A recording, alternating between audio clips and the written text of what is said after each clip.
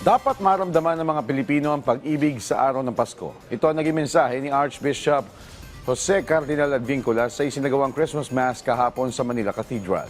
Si Luisa Erispe sa detalye. Pagbibigay ng regalo at pagkakaroon ng munting salo-salo. Ito ang karaniwang tradisyon ng pamilyang Pilipino tuwing araw ng Pasko.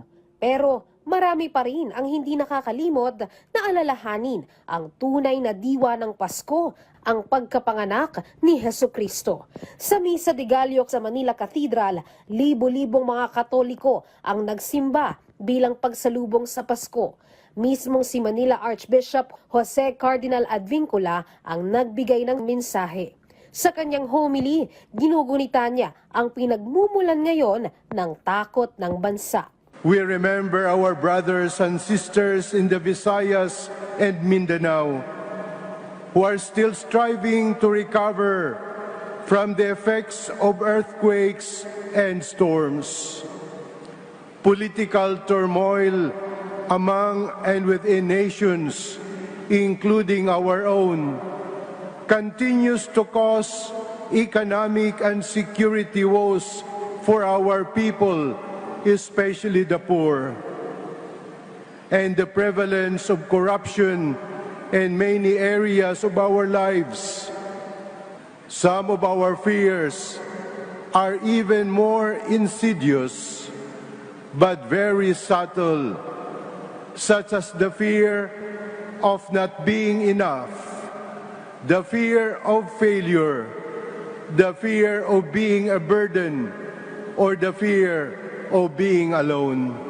Pero hindi anya ito ang panahon para matakot.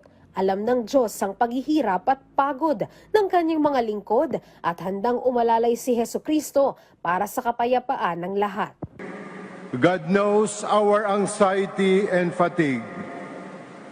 Kilala ng Diyos ang mga takot, pangamba, pagod at bigat ng puso natin.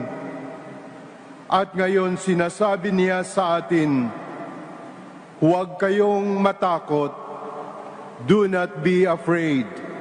Anya, ang pagmamahal ng Diyos makikita sa pag-alalay sa panahon ng kahirapan at buhay din ang diwa ng Pasko sa pagtutulungan at pagmamahal ng lahat sa panahon ng paghihirap.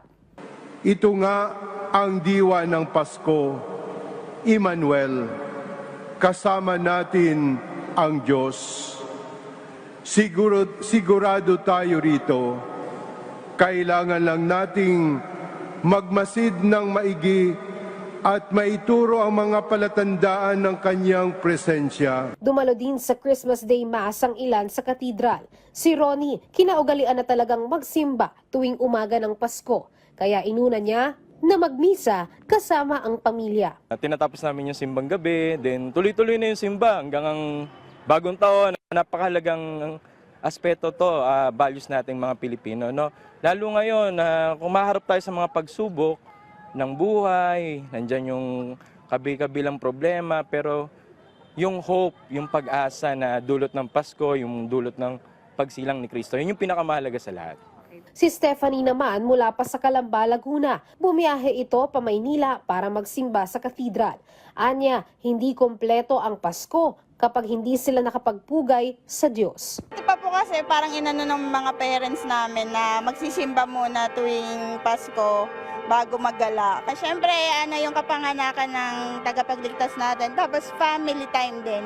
Luisa Erispe para sa Pambansang TV sa Bagong Pilipinas.